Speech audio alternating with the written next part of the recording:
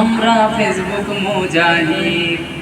ফেসবুকটারে বানাইছি আজ ইলমে দিনের পাঠশালা, যে যার মতো যখন তখন দিচ্ছে সে তাই মাসআলা। ঠিক কিনা কোন? দেখছেন হুজুর?